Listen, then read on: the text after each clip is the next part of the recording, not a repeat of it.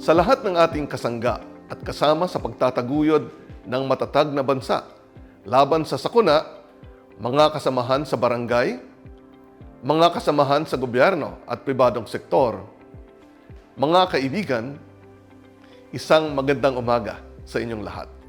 Ang mga katagang bahala na si Batman ay tila karaniwang sawikain ng mga Pilipino. Mga katagang madalas na ibibigkas kapag may papalapit na banta ng panganib. Bahala na si Batman kapag may paparating na bagyo o bahala na si Batman kapag may ibinalitang pagbabaha.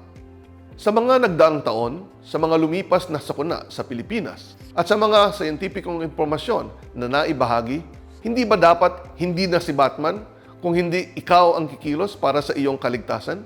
Hindi ba dapat tayo ang gagalaw at mangunguna sa pagiging bida laban sa sakuna? Sa paghahanda ng ating pamilya, ng ating mga kabuhayan? Napakaliwanag po sa akin ang halaga ng pagtitipong ito na inorganisa para sa ating mga kasamahan sa barangay.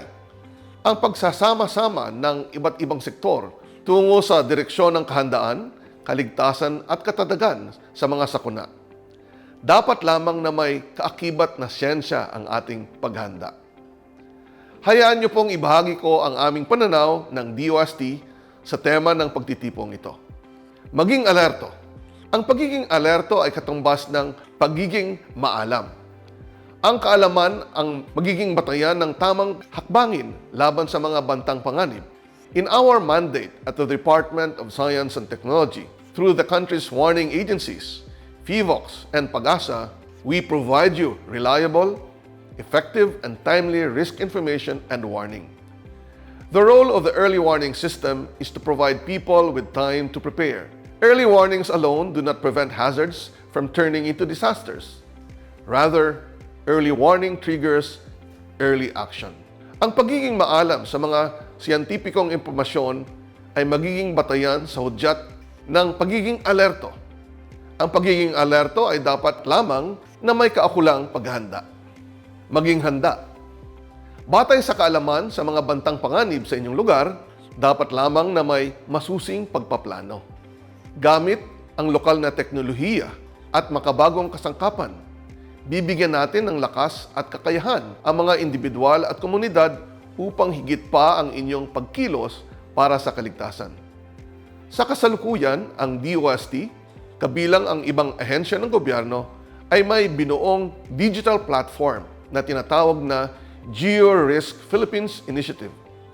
Ang GeoRisk PH ay naglalayon na magbigay ng mabilis at maaasahan na hazard and risk assessment sa bawat pamilya, barangay, lokal na pamahalaan o kahit inyong mga pangkabuhayan. Kabilang sa GeoRisk PH ang Hazard Hunter PH, na sa pamamagitan nito ay maaari ninyong malaman ang mga bantang panganib na malapit sa inyong lugar. Halimbawa na lamang ang pinakamalapit na active fault o di kaya iba pang bantang panganib gaya ng tsunami, pagbabaha, landslides at iba pa. Gamit ang laptop o cellphone ay maaari nyo nang malaman itong mga impormasyon. Higit sa lahat, ay meron din itong risk assessment. Para saan itong mga impormasyon? Ito ay para mas makagawa ng tamang hakbangin para maiwasan pa ang impacts ng sakuna. Ito ay magiging mas epektibo kung may pagpaplano. Kaya nga sabi din natin, bida ang may kaalaman. Bida ang naghahanda sa sakuna. Panghuli, magtulungan. Likas sa ating mga Pilipino ang pagkakaisa at ang bayanihan. And we should harness the bayanihan spirit before a hazard strikes. Use the risk information and evidence to guide decision-making and planning. Let us help build and design cities and municipalities that are smart, sustainable, and resilient. Gamitin ang mga risk information para maging alerto at maging handa. Kasama ang inyong pamahalaan, magtutulungan po tayo para maiwasan ang mga bantang panganib dulot ng sakuna. Malinaw po ang ating mensahe. Seryoso tayo sa pagpapalakas ng ating kapasidad. Sama-sama po tayong uusad sa kolektibo nating layon ang magkaroon ng matiwasay na pamumuhay, maitayo ang mga sarili, pamilya at ang mga komunidad sa peligro at maiwasan o mabawasan ang pinsalang dulot ng sakuna. Para sa mga karagdagang kaalaman, inaanyayahan po namin kayo na makiisa sa Alerto Series ng Cebuana Luwilier Foundation Incorporated. Bilang pagtatapos sa aking mga nabanggit, tiyak na hindi si Batman ang gagawa nito, kundi ikaw, katuwang ang pamahalaan, ang pribadong sektor, at ang mga kabarangay. Maging alerto, maging handa, at magtulungan po tayo para sa kaligtasan. Maraming salamat po.